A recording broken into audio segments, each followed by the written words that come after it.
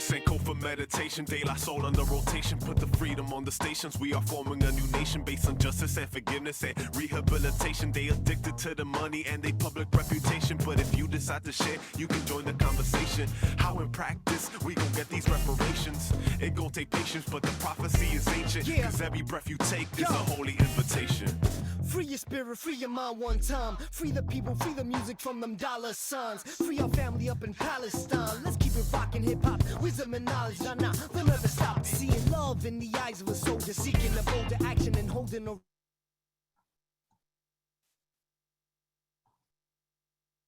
All right, welcome everyone to our arts webinar this evening. My name is Amy, she, her, and I am the Senior Climate Finance Strategist at Stand.Earth, and I am located on unceded Ute, Cheyenne, and Arapaho territory.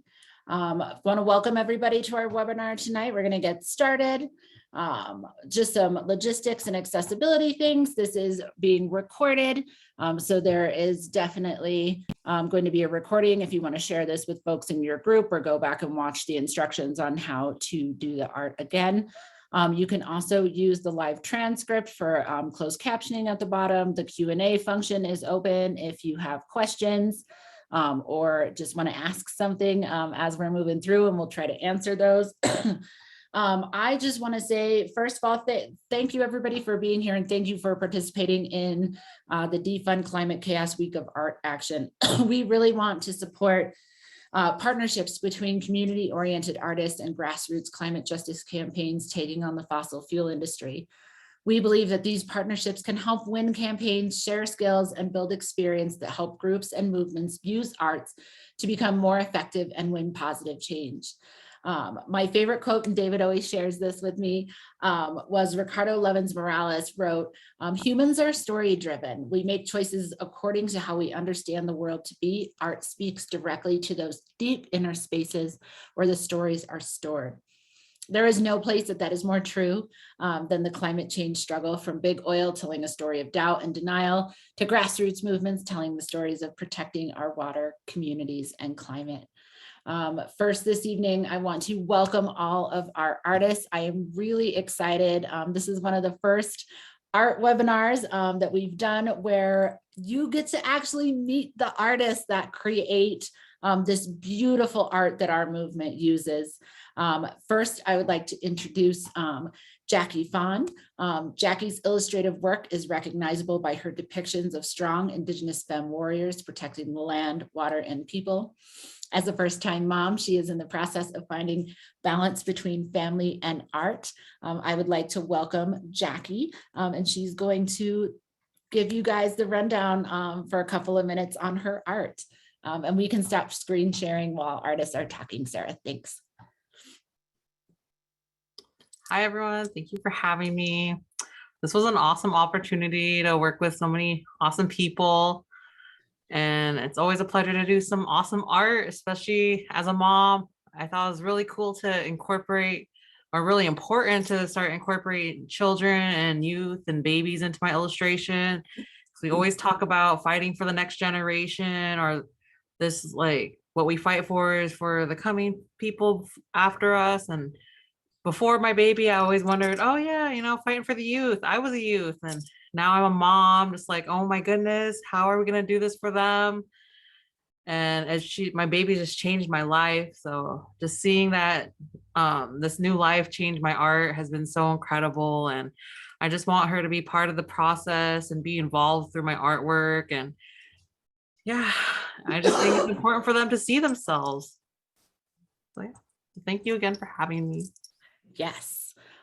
Jackie's art, you have seen it many times over the years through Stop the Money Pipeline campaigns, and it is absolutely stunning and beautiful. Jackie, we are so grateful and thankful to have you with us tonight to talk about art.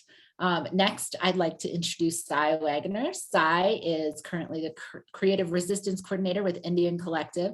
He has 20 years of collaborative experience in creative resistance. His background in arts and activism has always been rooted in the community's expression of visual arts and storytelling. He started out making an art collective that focused on youth mentorship before working full-time as a trainer, coordinator for large organizations across the country, as well as sitting on the board for Indigenous People Power Project. Sai feels honored to combine the expression of wellness through artistic resistance, which always includes the voice of a community's youth. Sai's early background as a teacher informs his continued dedication to engaging youth in building their voice and skills to continue to fight for a better future. He believes that the future is in the hands and in the minds of our youth. It is our responsibility to support the youth in creatively expressing their vision of a just and healthy world.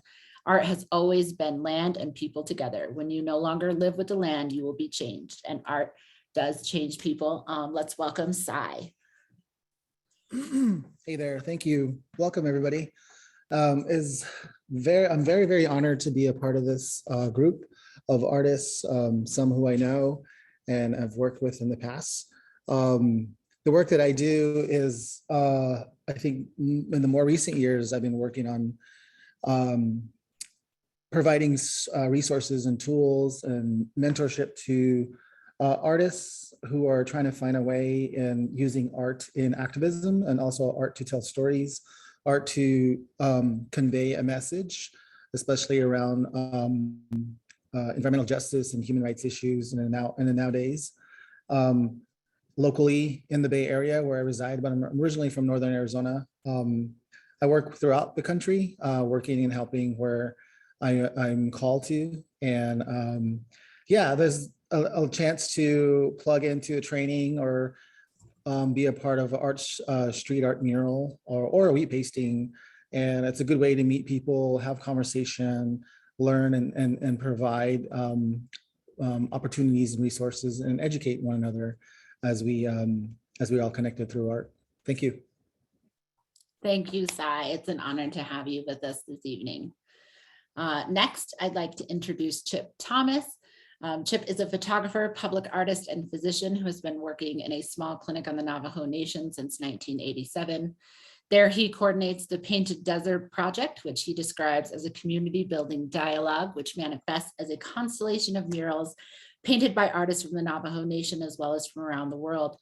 His own public artwork consists of enlarged black and white photographs pasted onto structures along the roadside, primarily on the Navajo Nation. His motivation is to reflect back to the community the love they've shared with him over the years.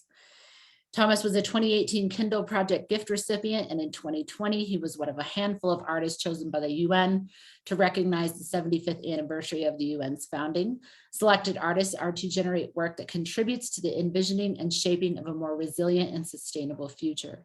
The UN writes, right now we are facing the greatest health challenges to the human race in a century. COVID-19 has revealed that virus can affect not only our physical health, but our ability to cope with the psychological impact in its wake.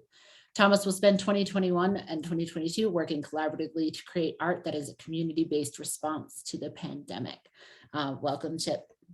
Yeah, hey, thank you so much, Amy. It's a pleasure to be here, as others have said. Yeah, thank you for this opportunity to meet folks and create art with for a purpose. Yeah, so with regard to the piece that I created, the theme we were working with is defund climate chaos, and I leaned heavily into the chaos aspect of it. I wanted to create a strong juxtaposition with the impact of the burning of fossil fuels on the natural environment. And yeah, that's what my piece is about. So thank you again. Yes, your piece is wonderful, and we love. I personally love your art very much. So it's very cool to have you here.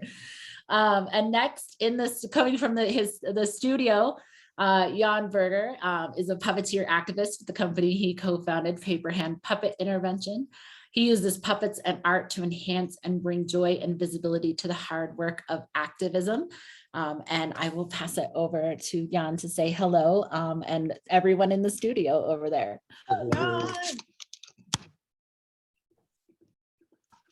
Hello, everybody. Yeah, here we are at Paper Hand Studio with a bunch of friends, Jason, Crystal, and Maple. We're having an art build over here, printing banners for missing and murdered Indigenous women tonight. And we're here in our puppet studio where we've been building puppets for the last 20 years. I'll just give you a little turnaround. And we use puppets in actions, and we try to make activism into something that everybody wants to join in and is a celebratory event. So we do art collectively, and it's always much more fun when you're working together with other people to try to get something done rather than trying to do it all by yourself. So getting to make a giant print that gets sent out to lots of people all over the country is kind of right up my alley. I love doing that kind of stuff. So thanks for involving me with this.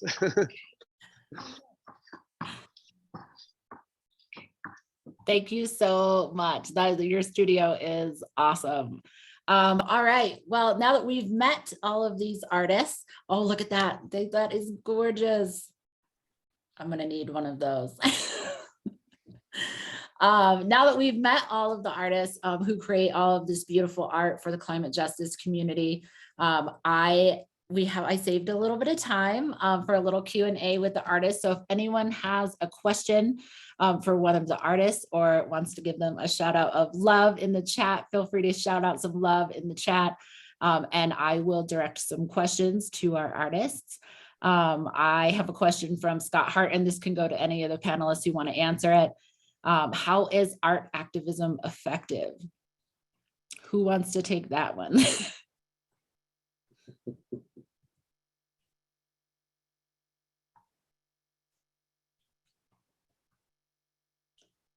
Say something. Somebody? One of the artists want to take that one? Yes, please. Yeah. You know, as I said, or as Amy quoted me saying, activism can be really hard, like going to meetings and being on your computer all day. And art is a very physical, tangible thing that you can do with people. And when you do bring that art out, you can win over people's hearts. When they see something beautiful, they might be much more likely to listen to you and to hear what you have to say. So I think it's effective in those ways. Awesome. And I am so sorry I got carried away and accidentally skipped over Alan, as Alan just joined a few minutes ago. I'd like to introduce Alan Myers. Alan was born and raised in Paradise, California as a third-generation member of the Ridge community. He returned to Paradise after the campfire, working with the community to identify regenerative solutions in the rebuild process as the director of Regenerating Paradise. His film, A Message from the Future of Paradise, is the guiding vision. Welcome, Alan.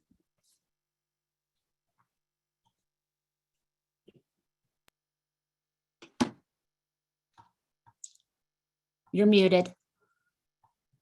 Thank you. Sorry about that.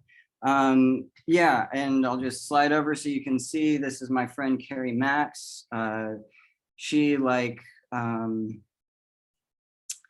25,000 other of my community members, lost her home in the 2018 campfire. I lost the home that I grew up in, every home I ever played in as a kid. For many of us, the climate crisis is already here. I know for many of you on this call, this is something that you are feeling as well. The point of art in this instance for me is to ensure that those that have been isolated from the climate crisis in the halls of their decision-making finally feel what we are feeling. Through art, we are able to convey the urgency of the climate crisis.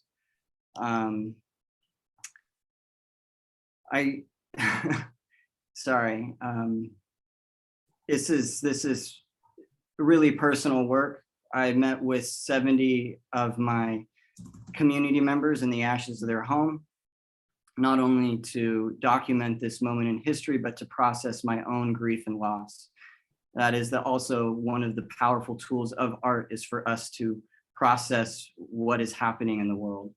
So this is one of the photos, one of the friends, family that I met with. There's 70 other families I've met with, and it is a project that continues outside of Paradise. I've gone to Greenville, to Grizzly Flats, and most likely this summer we'll be visiting communities that will be devastated by climate-driven wildfires again.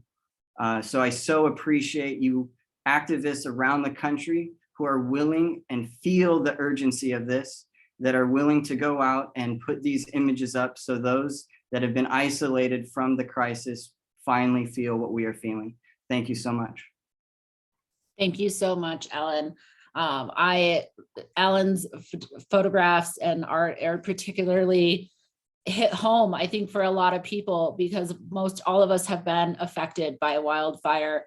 I know, living in Colorado, it's fire season year round now, and it's like that for a lot of folks around the country. So beautiful, powerful photographs, Alan. Thank you so much for everything that you do for the movement. And no, Caesar is not here tonight.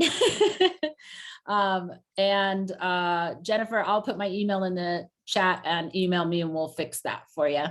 And I'm seeing lots of comments and lots of love in the chat. Art is amazing and moving, and just beautiful comments. So thank you everyone for sharing that love with the artists. I'll do one more call for a question if anyone has one, before we move on and get to the training of the art portion. All right. Well, next, I'd like to introduce my very, very good friend, Alec Connon. Alec is the Stop the Money Pipeline Coalition co-director. He's been helping to run campaigns and organize civil disobedience protests around Wall Street banks funding of fossil fuels since 2016. And I'm going to pass it over to Alec to talk to us a little bit about some campaigns we have going on in climate finance spaces. Alec. Awesome. Thank you so much, Amy. And calling in here from Duwamish and Coast Salish land, just outside of the city of Seattle. And if anyone else is in the Seattle area, if anyone else is on Duwamish and Coast Salish territory, feel free to send me an email, where we have our art here and we're starting to get it out. We're all very excited. You know, I think every social movement in history has had art at its heart, and art is capable of cutting through the greenwashing, cutting through the deception that comes from Wall Street corporations in a way that nothing else is. And I think that the last I heard from David, I think we've sent the art to over 500 people in, I think, 46 states and 6 provinces. And I think there's 15 or 20,000 pieces of art are now out in the world. And so next week it's going to be incredible to see all of the art all over the country. But I want to take a few moments and talk about a broader campaign that this week of Arts Action is happening as part of, that the art actions are a key component of. The campaign that we're calling Wall Street's Moment of Truth, People or Fossil Fuels. And it's a time-bound campaign between now and the end of May. And if we could pop on to the next slide, please. We've got one main goal of this campaign, and that is to push banks and insurance companies to completely end their support for the expansion of the fossil fuel industry.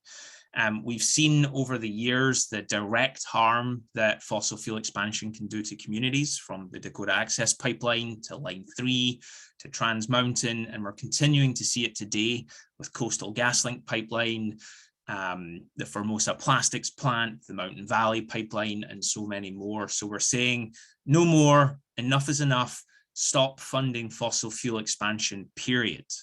And if we could jump on to the next slide there. So this campaign is very tied to a few key dates and key moments. Every year, major financial institutions have what they call their annual general meeting. And this is when all of the investors and all of the shareholders of the banks and the insurance companies come together and they vote on a slate of proposals for how the bank should do business over the next 12 months. And as you can see there, in April, we have the AGMs at Royal Bank of Canada, Citi, Wells Fargo, Bank of America, and Goldman Sachs. And then into May, we've got the meetings of Chase and Morgan Stanley and a whole bunch of insurance companies, including AIG and Chubb. And this year at these annual general meetings, the investors, the shareholders of the financial institutions will be voting on a really important climate resolution. There will be a shareholder resolution at each of these institutions that calls on the banks to stop supporting companies that are engaged in fossil fuel expansion and to take the other actions that are required to limit global warming to 1.5 degrees. And if we can jump on to the next slide, please. So we've got a whole host of primary targets for this campaign. We've got all of the big US banks, the Wall Street pack, and then we've got a whole bunch of Canadian banks that are deeply complicit in the climate crisis because they're actively funding the corporations driving it. And we also, our targets are also insurance companies because they provide insurance to pipelines like the Dakota Access Pipeline and Line 3, without which those pipelines could never be built. We do have secondary targets for this campaign, and those are the investors of the companies because they are the ones that will be voting on these resolutions. They are the ones that literally own the banks, and so they are the ones ultimately responsible for the actions of the banks. And we're particularly interested and focused on these three big asset managers, BlackRock, Vanguard, and State Street. Collectively, these three investment giants manage $21 trillion of investment capital, and they own about 15 to 20% of almost every public company in America, which is mind-boggling but true. So they own about 15 to 20% of Chase, of Wells Fargo, of Bank of America, of all of the rest of them. So if we can convince BlackRock, Vanguard, and State Street to vote the right way on these resolutions, it'll go a long way to making a really meaningful difference. Next slide, please. So there's a whole bunch of ways for you to get involved. The single most important one is getting the art up and out in your community. And we're hoping to see as much of it out on banks, near banks, around banks, same with insurance companies next week. And that's why you're here. And you'll be learning more about exactly how to do that once I finish talking. And I just quickly want to name, this is the arts is one tactic, a very important tactic that is part of this broader campaign. Other ways that you can get involved, Amy just dropped a link into the chat box, and that's a link to a Google Doc that has every link that you're about to see here. So as long as you save that link that Amy just shared, you'll have all of this to do in your own time after this call. We have a Customers for Climate Justice campaign. So we have close to 25,000 customers already who have signed open letters to the CEOs saying, I bank at Bank of America and I demand that you stop funding fossil fuels. And we're going to be releasing those to the banks and to the media next week. We have a petition, which you're welcome to sign, and we'll hop on to the next slide. This week is also the Defund Formosa Week of Action. I'm sure many folks have heard of the petrochemical complex that Formosa Plastics is trying to build in St. James, Louisiana. It is a horrible, environmentally racist project. Even the United Nations has called it an environmentally racist project. And there's actions happening in cities across the country this week. You can find an action near you. There's a lot of them happening on Thursday. Next week, we're having the Wall Street's Moment of Truth campaign rally at 5 o'clock. We've got a bunch of amazing speakers and we'll be taking action throughout the rally. We're having a full day action planning intensive training for organizers on May 7th. And we're going to be going over every aspect of planning a successful action, from action logic to action rules to storytelling, NVDA. So you're welcome to attend that. And next slide. And then just a little note for your calendars. We are going to be having a week of action where we're calling on people to organize direct protests at branches and offices May 16th to 21st, because we have 5 AGMs that week, including the AGM of JP Morgan Chase, which is by far the largest funder of fossil fuels, by far the largest funder of climate chaos in the world. And then if you're already on Stop the Money Pipeline's mailing list, you probably know that we'll be sending you regular digital actions that you can take both on the investors of the companies and the banks and insurance companies themselves. So I think that's all from me. Just wanting to really make it clear that these arts actions are not happening in a vacuum. They're not a one-off action. They are part of a multi-year campaign at this point to move the financial institutions to stop doing business with the fossil fuel industry.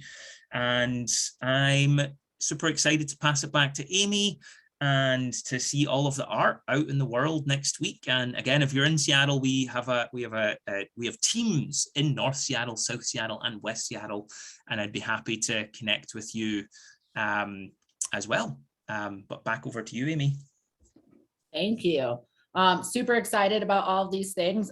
Definitely can't wait for that full day training. That is definitely going to be awesome. I hope tons of folks come to that, and the campaign rally next week. It's looking really amazing. So we're going to stop screen sharing now, and I am going to pass it over to David Solnit, one of my very favorite people in the whole world. Dream job would be being David's art assistant forever. And I am very pleased to pass it over to him and to the other artists that are here with us this evening. They're going to talk to you about how to use these newspapers, wheat pasting 101, pop-up art shows, action visuals, and all of the things on how to use this art and how to make it really go out in the world and be beautiful. So I am going to pass it over to the absolutely iconic David Solnit. Thank you, Amy. I'm here with Gemma, who will introduce herself in a moment, on Ohlone Lands at the Climate Justice Arts Project Art Space. We're here in Richmond, California, a couple stone throws from the Chevron Richmond refinery, where 500 oil workers are still striking against Chevron's corporate greed. And we're going to talk a little bit about how to use the newspapers, but I'll just say I'm so honored to get up these amazing artists' work. And they made these images, but they're all super deeply involved in the movements and the communities where they're coming out of. And turn it over to Gemma. Hi, I'm Gemma. I work here with David in the studio doing production, and the past couple weeks I have been sending you all packages of artwork, and it is so satisfying and exciting that you are receiving them. I'm seeing some people in the chat saying that you've in fact received your packages. It is, super exciting. Should we show them how to do it? So we're gonna actually, Gemma's gonna grab the cell phone and follow around, and we'll tag team a little bit. I'm gonna invite the artists at any point to just butt in and add your wisdom. I know we've got some OG street artists, Cy and Chip, but others, I know Alan and Jan both got their posters up in their own towns recently. So follow us around. We're gonna walk through the papers, from what you do getting them in the mail to wheat pasting. We'll actually make wheat paste, do some pop-up shows. So, and looking for help on shouting out questions aloud. I will be looking at the screen.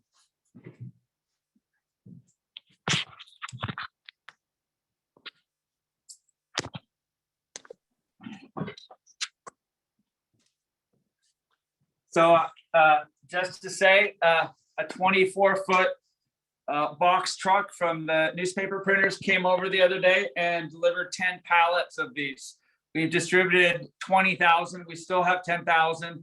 And thanks to Gemma and Amy, we're gonna keep fulfilling anyone who wants them. Just share the link until at least until April 10th. So keep ordering them, and we're putting them in either boxes or envelopes. Each envelope usually includes 12, and we're doing it flat rate, which is a fairly cheap rate, and it sometimes takes a week, sometimes a little bit longer, sometimes shorter. And these are the 6 newspapers that you will get. And I'll just say one of the ideas for this came out of we did a defund Line 3 Arts project. Cy co-led that with us, and that was filled with defund Line 3. And we were able to get 8,000 of them out. Each one had 10 posters. So we were able to get, over 50,000 images all over North America. Very powerful. And I'll just, my one reason that motivates me is the folks we're fighting, they have millions of dollars, and they try and manipulate us through advertising and controlling the narrative. So this is an experiment in seeing how we can use our people power to counter them and get these out. So, one thing I'm suggesting people do when they get them is, especially if they're wrinkled, to flatten them and maybe even put some weights on them, make a stack of them so that they're a little bit easier to deal with. But and also a shout out to Claudio Martinez, a graphic designer from Milwaukee with Art Build Workers. And he did the design work on all 6 of these papers, but each one of them has cut lines on the bottom. And so the first thing to do, maybe after you flatten them, is to take some time either with a scissors or an X-Acto and cut them. And they're also all marked in numbers. So and that's actually the order they're intended to be wheat pasted in if you're doing them individually. So follow me over here. And these ones have been, Gemma just trimmed all these ones. And the idea is so that you cut off the visible tabs and then you can actually attach it. So if you trim it, your 2 options are: 1, you can attach it, and you could either use a glue stick. I think that we're using rubber cement, which I think is pretty durable, especially if you're using these for a pop-up art show.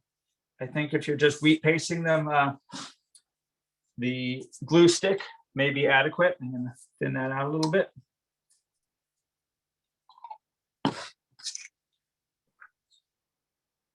And see how close we can line it up.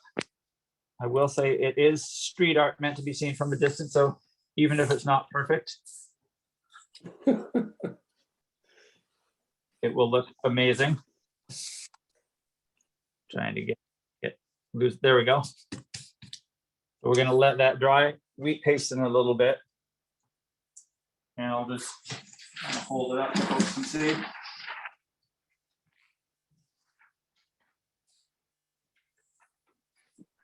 Oh, and I've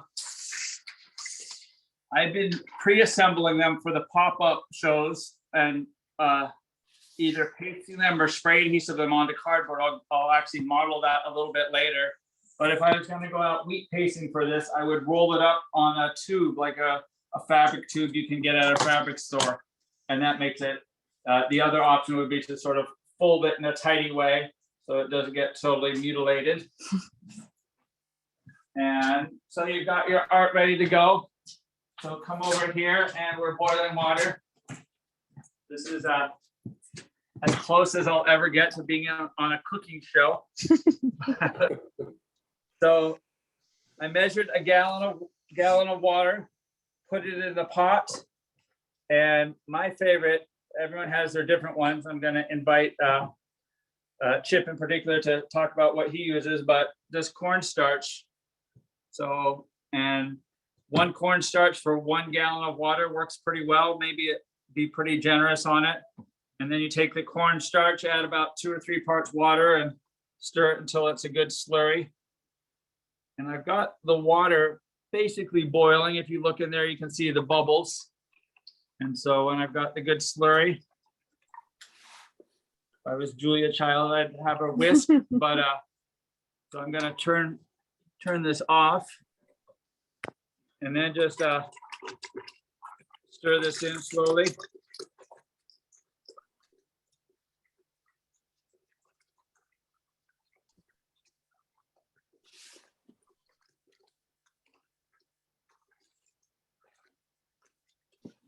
so it's consistent. And then, where's my, and then this is one that I made still warm a couple hours ago. A tip for people from cold places: if you make fresh wheat paste when you go out, especially at night, the wheat paste is still nice and warm. So if you're smoothing it, it's kind of a little nicer on the hands. So this, you can, I don't know if you can sort of see the texture, but it's thicker than water. It's like peach juice or something. And it could be even be a little bit thicker. And I'll just walk through some other, in the art kit, there's a recipe. I think, Sai, that might have been the one you shared with us, for flour-based wheat paste. Another easy way is going to the hardware store. This is the brand I've had the most success with, but it's wallpaper paste designed to hang wallpaper. And I think it's about $10, makes a gallon. So that's another option. It has directions on the back. I've also used glue. And so you can use this Elmer's glue, about 3 or 4 parts water, trying to get it pretty watery, but thick enough to stick. And this works generally, although if there's a lot of water exposure, this doesn't resist water. So I sometimes use wood glue, and this has a little bit more water resistance. And again, like 3 or 4 parts water. And if you're like doing a pop-up art show, or there's someplace you want it to not come off hardly at all, they do make waterproof wood glue. So I've actually bought this by the gallon and made a big thing of wheat paste, and it was very permanent and unaffected by rain. So those are some various wheat paste options. And then let me talk about supplies. So you've got your wheat paste. First thing is a bucket. This is a nice 1 gallon bucket, but if I get a bigger brush, which I recently found these stain brushes, I put the link to order them in the art kit. So I want to make sure the brush fits in there. So I think I'm going to switch out over here and pour the wheat paste in here.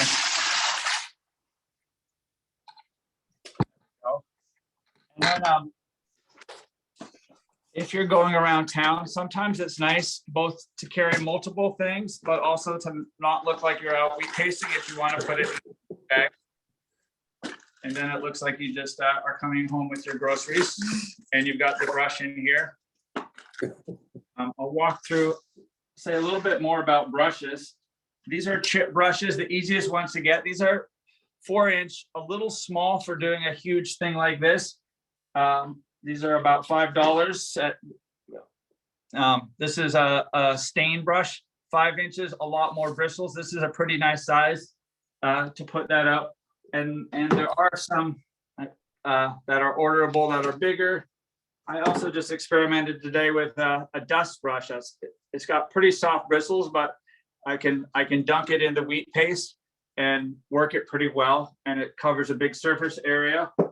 And then following Chip's advice, I hadn't actually done this before, is a car wash brush. And I noticed some of them come with pretty stiff bristles, which you don't want because that might tear up your poster when you're trying to smooth it down. So we'll actually wheat paste with that. So let's go out wheat pasting. Let's see, where's my art? So my art is here. And I'm gonna actually trim these as I was prepping the paste, but these are all properly trimmed and they're in order, starting from 1 on the inside to 8 on the outside. So it's pretty easy to, and then I'm putting them in an envelope and folders, and you could even label it so that you can grab the ones you want. I'm gonna do this solo because I'm indoors and it's pretty simple. But Scoot up here in the light a little weird. But I recommend having multiple people, and we often have a role for what we call the librarian, whose job is to keep track of the art. So if you say, I want the bear, they can grab it, and also to be able to hand you the art in order and ideally in the right direction. So let's just paste this one up, and got my bag here. Let's see, and I'm just gonna have a pretty good sense of direction, but you could even bring a piece of chalk with you and just think about, first thing you want to think about is what's the space area. So I'm drawing this out just so that as a person covering it with, I know that it's going to be about that high and about 5.5 feet wide. So this is the whole area. And if I'm doing it one at a time, I'm just really going to do that square. Ideally, one person just wheat paste and the other one hands them, or maybe even places. And this is porous plywood, so I'm getting it pretty heavy, unlike a non-porous thing like metal, glass, or painted surface. It really takes a lot.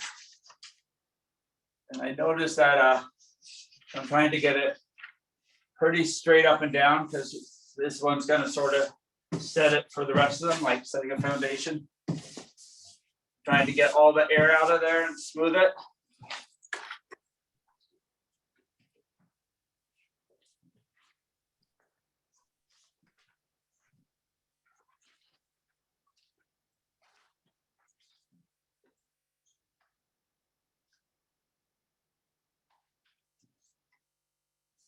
And I often will use a brush instead of fingers to flatten it, sort of work it out, try and get out the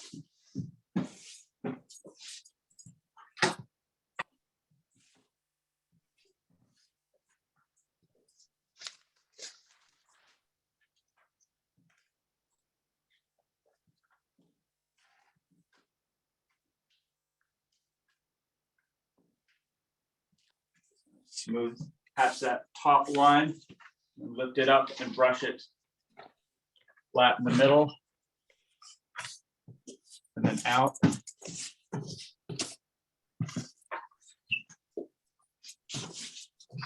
I found a gallon of wheat paste will do towards 12 posters, but if I were going out and I might had porous surfaces, I might go for 2 gallons or 1.5 gallons to be sure.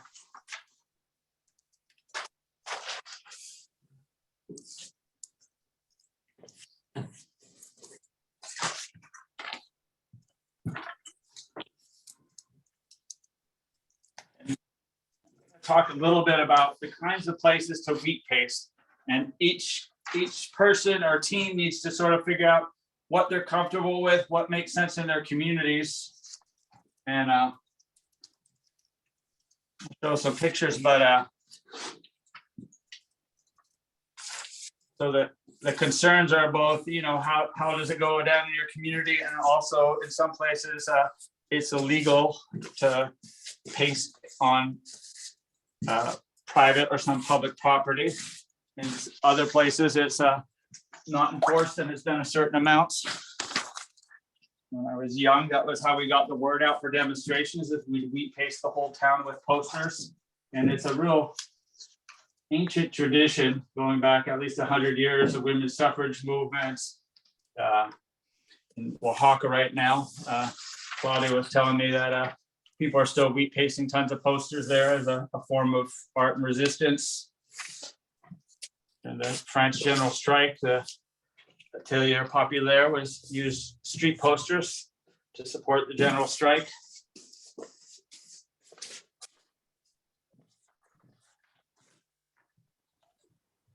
But so one thing to think about is, as you look around your town and the community, you know, some easier to do spots would be public utility boxes, highways, different kinds of things like that, which may some people have been doing them in sort of existing sort of unofficially sanctioned graffiti spots, trying not to cover up anyone's beloved pieces. And then also there's construction sites, buildings that are boarded up, Oakland's near here. Just experienced an artistic renaissance when around the Black Lives Matter demonstrations, a lot of the businesses started boarding up their buildings. So artists in the community started turning them into beautiful street murals around the Black Lives Matter issues. So, you know, plywood is a common place to do wheat pasting. And then also, some groups decide that they're willing to take some risk. So I think, there we go. I was multitasking. So I'm going to look back, say, pack that down. Any comments or questions? There are lots of questions folks have. Maybe we should take a. Anyone can shout out. Yep, Alec has been helping wrangle questions into a doc, so I'll just start with one that's at the top of the page. Should we ask permission to put these up? Asking permission is one option. As I said, people really have to decide what works for them. Every city and person is different. So we've done murals along our public transit route, BART, and we've gotten permission from property owners to do murals on their fences. And there's a couple of folks, and I'll actually show them right now, that these are two homeowners. This is my version of screen share. So this is someone who just actually put it on plywood and put it up in her front yard. She added the artist statements. This is another Idle No More SFA member who she pre-assembled it and then stapled it onto her fence. So you could ask permission. If you know business owners with big windows, you could tape it up. You could put up in different ways. But then you could also, you know, people have to decide if what their comfort level is. There's a long tradition of an element of disobedience or contesting, you know, corporate domination of our public space. That do we too have a right to insert ourselves into the dialogue around the things that matter and have a voice in public space, like the billboards and the advertisements that permeate our communities and our internet. Chip, do you want to shout that out? I'm sorry, ask me the question again, David.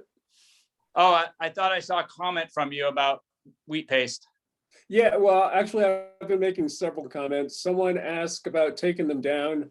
I commented on that. If it's straight wheat paste, what I found is if you use a water spritzer and saturate the paper, you can just peel the piece off. Also, that's a good point. If you're working illegally and say the authorities come and question what you're doing, you can, if it's still wet, you can just take it down. Oh, one last thing, you were talking about the history of wheat pasting. I didn't hear you mention that it was frequently called Marxist glue at one point, just because of its utilitarian nature. It's one of the cheapest, oldest adhesives known. Yeah, so. Awesome. The Chip was answering some other questions that were in the chat. There was a question about, does the wheat paste coagulate after a few hours and become hard to use? Chip, did you want to repeat that answer so everyone knows? Yes, I answered it also. My comment was to use the Bob Marley approach and just stir it up, maybe add a little water to it. When I'm making it, I try to make mine the consistency of cream of wheat. David mentioned this, but it's true. There's nothing better actually than getting your hands in some fresh wheat paste. But yeah, if it starts to clump, just add a little water and stir it. Awesome. And then people were wondering, do these survive rain? How long do they last? And someone else was wondering, can you wheat paste onto a sidewalk in front of a bank? And hypothetically on that last one, who wants to answer that one? Yeah, well, in terms of the length of time they last, if you saturate the the wall with paste and then put your paper down. If you use that waterproof wood glue David mentioned, those pieces are going to run for a while. A while being years. They're meant to stay up. Does it matter how dirty the surface we are applying to is? Do you need to wipe down the surface before wheat pasting? Yeah. That definitely makes a difference. I don't know if you can see this, but I brought the brush that I use. David mentioned the car washing brush, but this one is called a deck brush. It has nice soft nylon bristles. It fits perfectly into a 5-gallon bucket if that's what your paste is in. And it has a universal mount for any type of extension pole. And these are available at any hardware store. That's the kind of brush I'm talking about. That looks like fun to use. Yeah. And a little bit higher. Yep. Is this easy to put on concrete? Yeah. Again, if it's porous, you want to go pretty heavy. Anything to add, Sai? Yeah, along with brushes, try to recommend tools from the hardware store so they're easy to find. A lot of concrete brushes, they're masonry brushes that people use. I've used, and they hold and are pretty durable enough to use on rough surfaces. I've used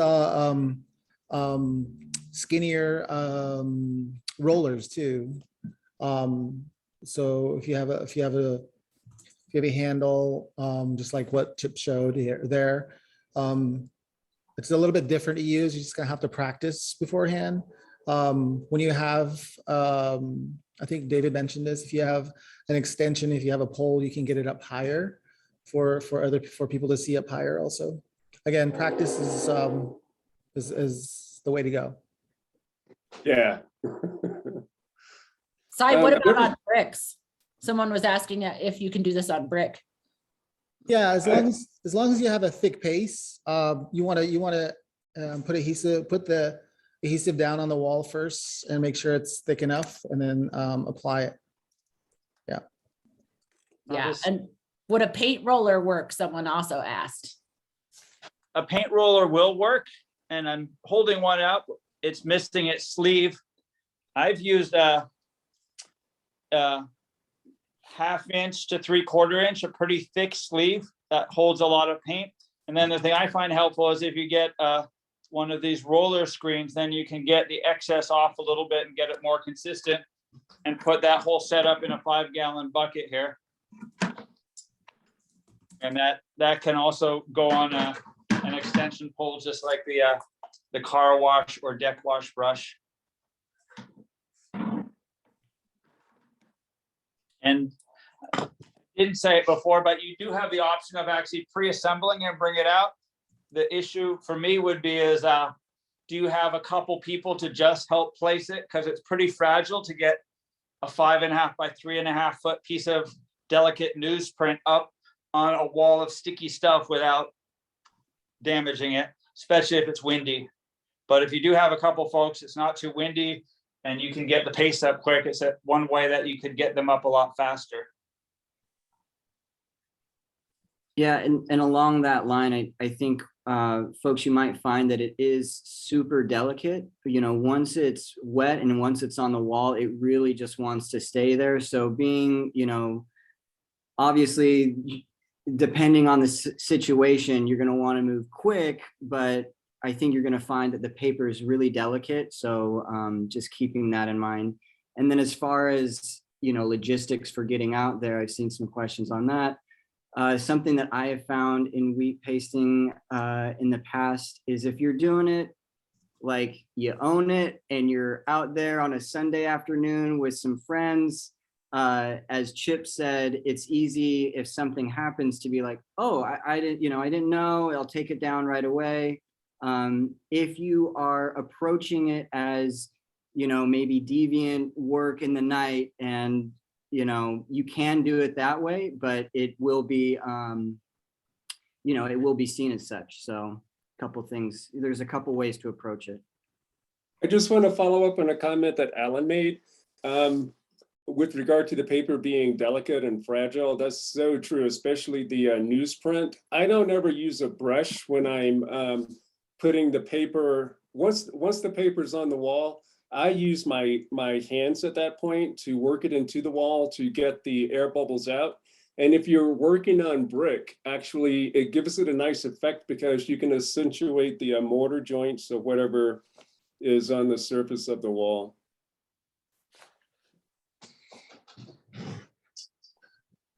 Awesome. All right. And then, so I have a couple questions on the legal side of things, and any of the artists feel free to chime in on these. Folks are wondering, like, how do we know where it's legal, not legal to paste? You know, kind of for those not willing to risk arrest. And if they do decide, you know, to do a bank or another location, any tips in case authorities, building owners approach and question us, or like general interaction with authorities. So if any of my experienced wheat pasting artists wanted to chime in on this, I know lots of folks are keen to hear it. Well, yeah, I mean, as a rough guide, if you're in David mentioned this as well, you know, you don't necessarily want to go over someone else's work, but if there is a wall that already has art on it, that might be a place to start. If you don't know who to ask about getting access to the wall. And also just thinking about where you are, and if there's a construction site, boarded windows, abandoned buildings. We actually do it on our BART transportation pillars, and we do a pretty nice job, and the maintenance workers actually paint around it and leave it up. Cool. You know, I also just say that I have done, and other people do it as a disobedient action. There was no, they weren't arrested, but a couple senior age members of Silicon Valley Climate Action went to Wells Fargo World Headquarters and wheat pasted in broad daylight on their front windows. They said the security guard came out, looked at them, and just walked away pretending he didn't see it. But we've also actions where this was around anti-war stuff, where we covered an entire recruiting center in Oakland with, we pre-measured the windows, made wheat paste posters, covered every single window and the door using permanent waterproof glue, because we wanted to make a strong action. But we also had legal support, and we had each other's names. We didn't have anything illegal on us. No one had any warrants who was in a risk of arrest, that kind of thing. Yeah, so be mindful of like what the context that you're showing up in these situations in. Know what your risk tolerance is, and kind of play out those different scenarios. I think it would just be so amazing if these were put up on banks, and we saw, you know, and whoever's out there willing to do it, getting a picture of, you know, one of these images demanding that we defund the climate crisis with the logo of Bank of America right above it, because it's on their building. I'm sure we will see that. I sure hope so. I plan on doing some of that myself. And a lot of that happened with the Line 3 posters. And although many people have noted that was a little easier because it was a single poster as opposed to 8 of them that have to fit together. Another option I'm going to share with people is, I'm going to next talk about pop-up art shows, but you can also paste these to a piece of cardboard or plywood, and then you could place the cardboard or plywood somewhere, either staple it, screw it to a wall, wire it to a fence. And I think that's even, if anything, a gray area. It's like, what's the law against wiring a piece of beautiful handmade art to a chain link fence somewhere in public? Mm-hmm. And so maybe I can actually walk people through the ways to turn this into a pop-up art show. And we just, tested it out yesterday for most of plastics action. So any last questions on wheat pasting, and then I'll go into pop-up art? Yes, definitely. Let's jump into pop-up art because I got to keep us on track, on time. I know we could probably spend the next 2 hours talking about art. I know I could. But yes, let's do pop-up art shows. Thanks.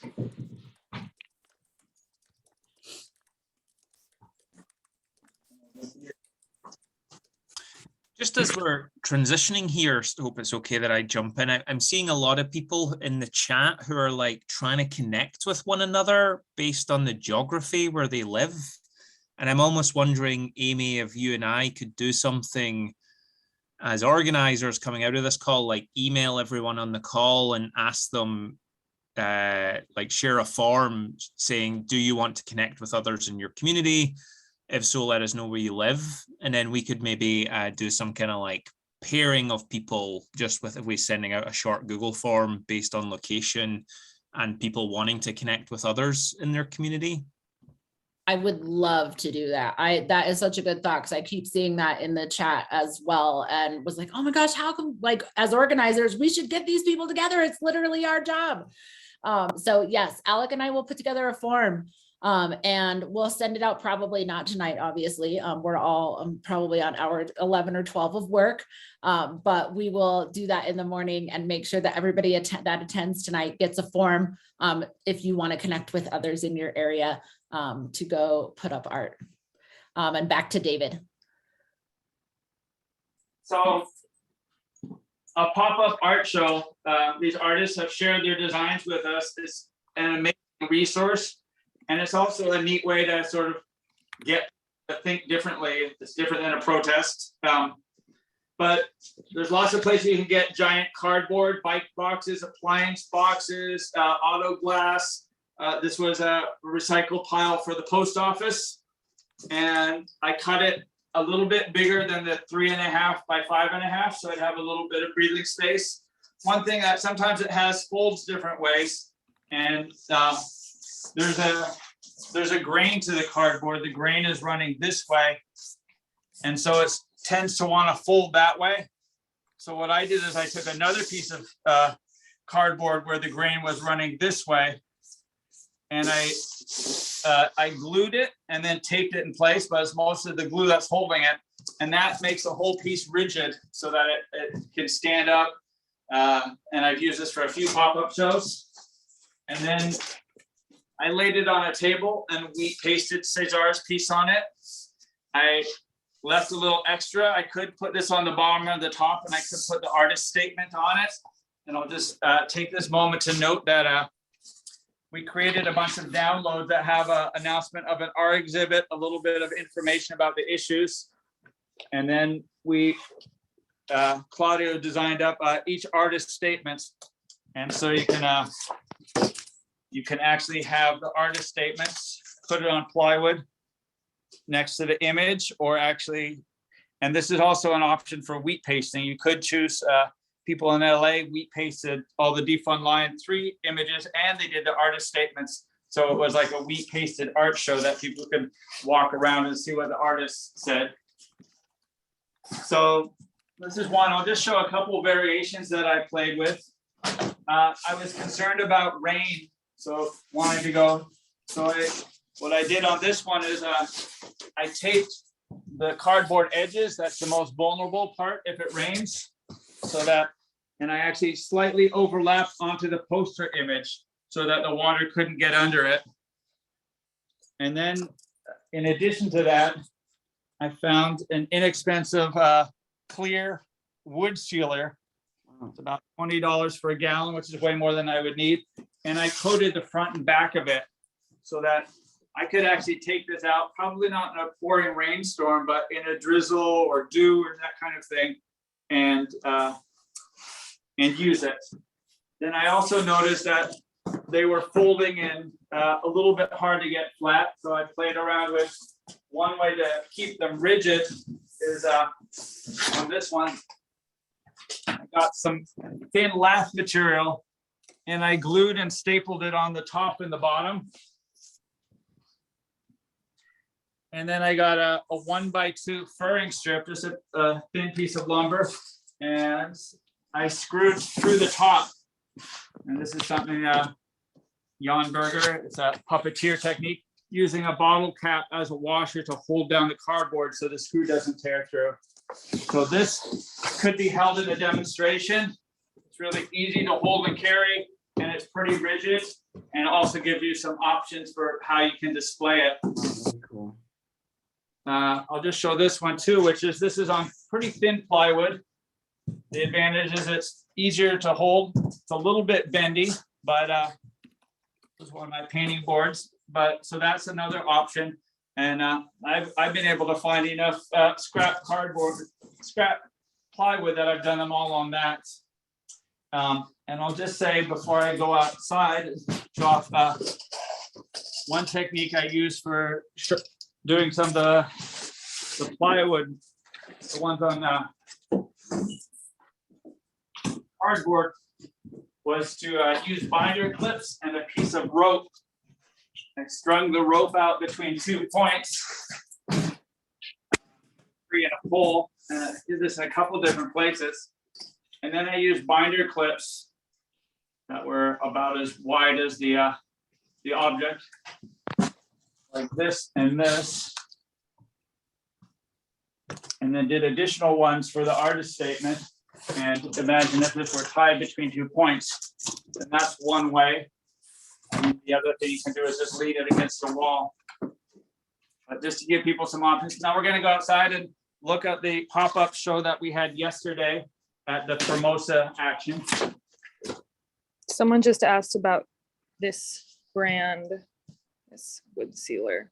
There it is.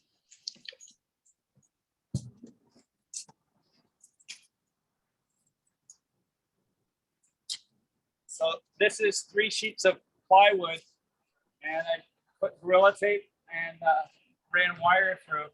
So I just held them together, twisted them in place like a bread twisty. And if it were very windy, I actually put a chair in the middle in case the wind picked up.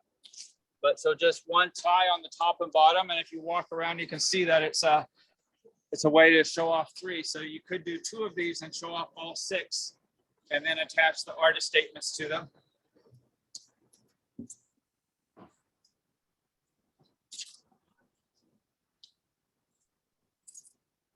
And then this is what we had out yesterday in front of Bank of America. And we consciously made these images evergreen, so they're not attached to a particular financial institution or to an issue. But yesterday was part of the day, the week of solidarity around Formosa Plastics. So we took a sign to make it topical, and we just screwed a rigid piece of cardboard with the message on. So this was right in front of Bank of America's branch. Then we also screwed on the Cesar's artist statement. And we set up, and just to show the detail, this is sort of a quick version of I just drilled a hole, ran tie wire like for concrete forms through twice and twisted it. You could use a hinge to be a little more complicated. And then down here at the bottom, did a hole here so that it couldn't fold out. So this is, if it were windy, you would open it up further so that there's no way it could blow over and be a hazard.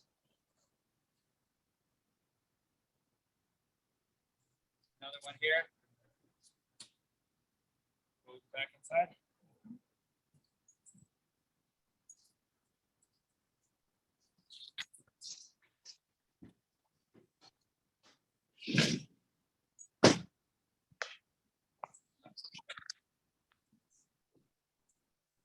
Can I say that I think that doing the 1x2 on the back of the piece of cardboard, you can carry it to an action really easily with one person carrying each of the posters. That's good.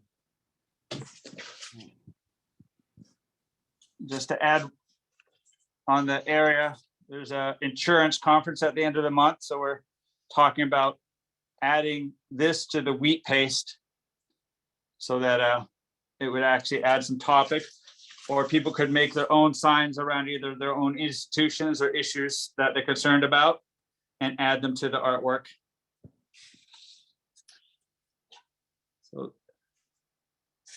I think that's it on pop-ups, but really, I think it's up to folks to use their creativity to come up with ways to use the art, to get it out and figure out in a way that's comfortable, whether it's with permission from someone in your community, or if you thinking about what level of risk you're comfortable taking and how to do it safely in a way that everyone's comfortable.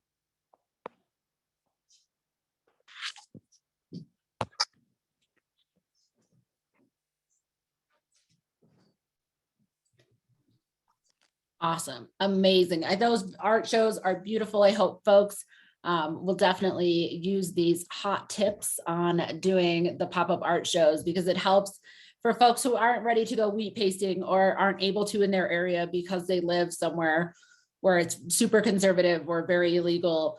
Definitely the pop-up art shows make this accessible to everyone, and taking them outside of the banks is also an awesome action. David, also, do you want to touch a little bit on turning them into signs and to take to actions and stuff like that for folks? Yeah, I'll hold this up again, but I think as Jan mentioned,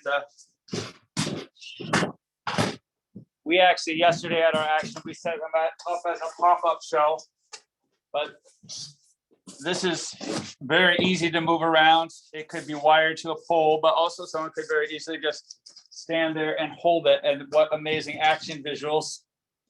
Another option I've seen people do at actions is you could also bring a fully assembled one and tape it to a window with non-damaging blue tape. You know, that would be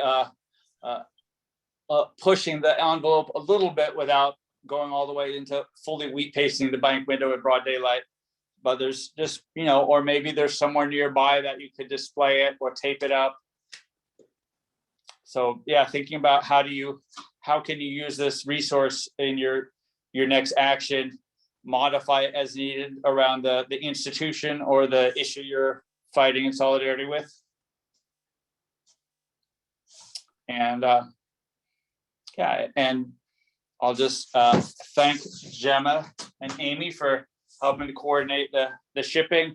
Also, thanks to 1,000 Grandmothers and Idle No More and all the volunteers in the Bay Area. We've had 3 shipping parties with about 25 people helping to ship out.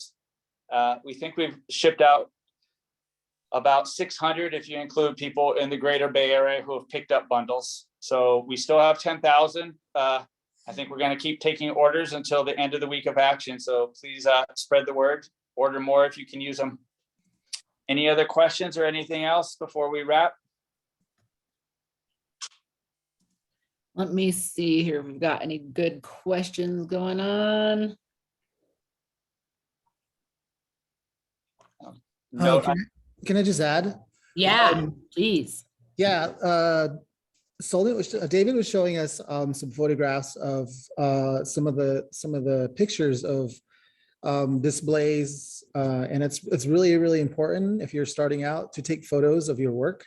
You can also take photos up close and see what's, you know, even if it's gone wrong. So the next time you go out, you can do it better the next time around. It's also good to document your work from as an art designer. Is it too glossy? Is it too much shade? Is it too much light? A little bit of stepping back and looking at your photos from putting them on display really helps you do an effective installation the next time around. And also you can share it too. Awesome. Thank you, Sai. Is anybody else, any of our other amazing artists have any last minute hot tips for all of our participants tonight, or anything you'd like to share that inspired you? I would. I mean, I know that you all are going to be, you know, making sure that the message gets put out there. And so, you know, as Sai said, documenting, but documenting also for the story of this action. That is so important. And I know that Amy and the Stop the Money Pipeline team are going to be working on all of that on their end.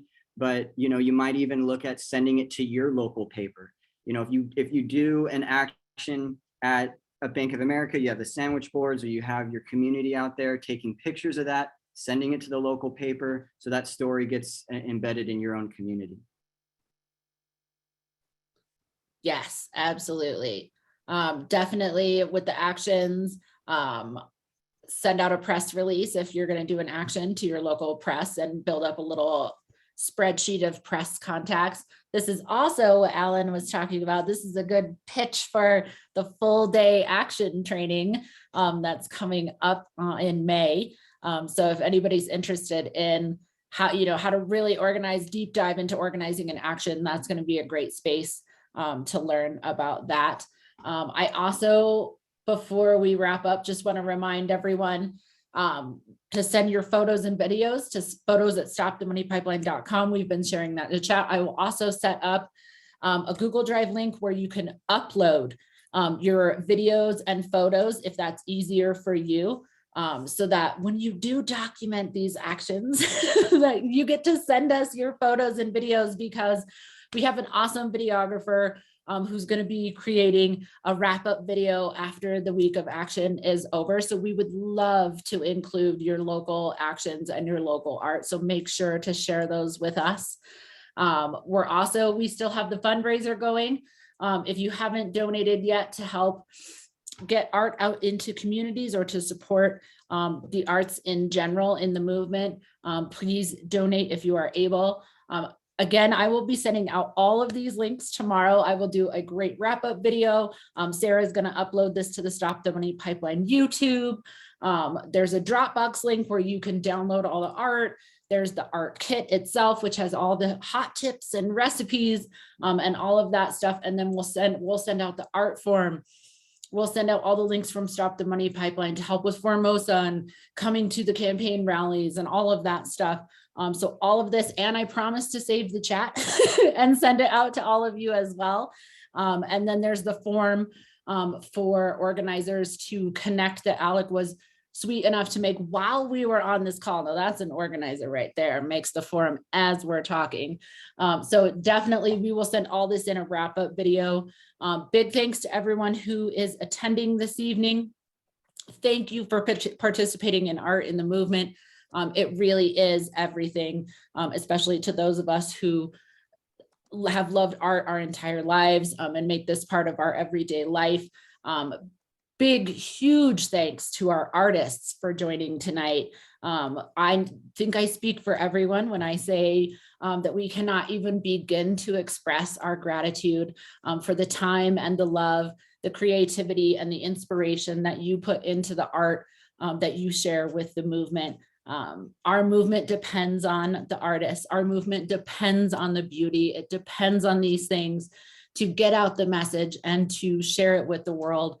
So to all the artists that are here tonight, you are just absolutely amazing and inspirational. And I know that our community is incredibly grateful for all of you.